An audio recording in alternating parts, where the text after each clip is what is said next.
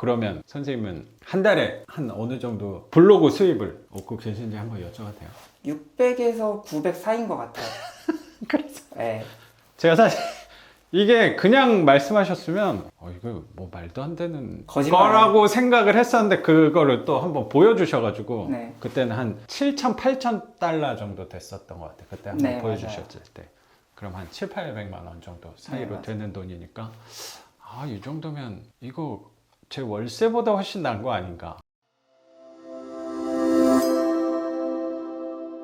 블로그에 광고 저도 떠 있는 것들 많이 봤거든요. 네. 그리고 막 이걸 안 누르려고 했는데 모르고 누르는 경우도 되게 많았던 것 같아서 많죠. 그거 그냥 누른다고 그게 돈이 될까라는 생각을 사실 갖고 있거든요. 네네. 근데 그 수입이 그래도 괜찮나 봐요. 수입이 네. 살짝 공개할까요? 살짝 공개할까요? 그러면 네. 감사하죠. 이렇게 좀 인증을 해주시니까 네. 되게 신뢰가 많이 가더라고요. 이렇게 보이는데. 요거 오늘 현재까지 142달러? 네. 142달러면은 한 14만 원 정도. 뭐 그냥 1,000원으로 따졌을 때? 네. 이제 14만 원 환율 구별 안 하고 지금 11시 기준으로. 오늘 11시? 네. 그러니까 이게 한 달 수입이 아니고? 아니 하루? 네, 오늘. 오늘 하루? 나는 어제가 574달러. 그리고 하루 지금 11시 됐는데 글을 올려놨던 걸 보고 쌓인 그 수익금이 한 14만 원 네, 14만 원. 이상인 거네? 14만 원. 네. 대단하네. 진짜. 맨날 그렇게 나오는 건 아니고요. 어. 어제가 540달러 정도 나왔나? 그럴 어. 거예요. 아마 아까 보여드렸는데 한 5, 기억이 60만 잘- 원 네. 정도 되는 거고. 예, 평상시에 이렇게 쭉 나오는 게 아니라 네. 이제 어떤 글에 몰릴 때 이제 그렇게 나오기 때문에 그 들쑥날쑥한데 음. 평균적으로 20만 원에서 30만 원 사이라고 보면 될 것 같아요. 저는 금액을 그렇게 말씀하셔서 일주일인가 뭐 한 달인가 나쁘지 않네 라고 생각했는데 그게 네. 하루에 들어오는 돈이라 그래서 대부분 이제 제가 처음 제가- 말하면은 네. 다들 이제 똑같이 생각하셔가지고 그렇구나. 예, 오늘 140달러 정도 벌었어라고 말하면 이제 그래서 저는 그 생각했어요. 오늘까지 오늘 중순이니까 오늘까지 뭐 그 정도 뭐 네. 용돈으로 괜찮네 그렇게 연결을 많이 시키시더라고요. 라고 생각해서 제가 네. 아까 다시 여쭤봤던 건데 자정부터 네. 11시 한 12시까지 네, 그 정도 돈이 들어온 거니까 하루에 한 2, 30만 원 정도는 평균적으로 평균적으로. 버는 거고 사실 네. 더 할 때 수입을 제가 봐가지고 저는 깜짝 놀랐었거든요. 아이디를 하나 더 키우고 있어서. 그렇구나. 그러면 선생님은 한 달에 한 어느 정도 블로그 수입을 얻고 계신지 한번 여쭤봐도 돼요? 600에서 900 사이인 것 같아요. 그래서 네. 제가 사실 이게 그냥 말씀하셨으면 이거 뭐 말도 안 되는 거짓말. 거라고 생각을 했었는데 그거를 또 한번 보여주셔가지고 네. 그때는 한 7천, 8천 달러 정도 됐었던 것 같아요. 그때 한번 네, 보여주셨을 때. 그럼 한 7, 800만 원 정도 사이로 맞아요. 되는 돈이니까 이 정도면 이거 제 월세보다 훨씬 나은 거 아닌가 라는 생각도 사실 좀 가졌었거든요. 네. 훌륭하시네요. 지금 먹고 사는 문제는 그걸로 좀 해결을 해놓은 거네. 그쵸, 어느 정도 이제. 근데 사실 이 돈으로 음. 사업을 하고 싶고, 이제 생활비로 음. 부동산으로 충족시키고 싶은 아. 마음이 큰 거죠. 그래서 그 파이프라인의 종류를 좀 구분을 좀 시킨 거네요. 네, 맞아요. 이거는 내 앞으로 할 사업에 대해서 네, 맞습니다. 그리고 부동산 쪽은 생활비 쪽으로 네, 맞습니다. 그렇게 구분한 이유가 혹시 있어요? 당장 이제 큰 돈이고, 이제 점점 들어올 돈이기 때문에, 이제 지출하는 과정에서 이 돈을 쓰면은 더 많은 지출을 하기 때문에 일부러 이제 적은 수입으로 지출을 하려고 노력을 하려고 하는 거죠. 사실 선생님도 지금 아직 결혼은 안 하신 거고 네, 미혼입니다. 그리고 내가 지출하는 비용에 대해서는 소비가 큰 사람은 아니라고 저도 좀 알고 있어서 제가 돈을 데이트할 때만 씁니다. 그러시구나.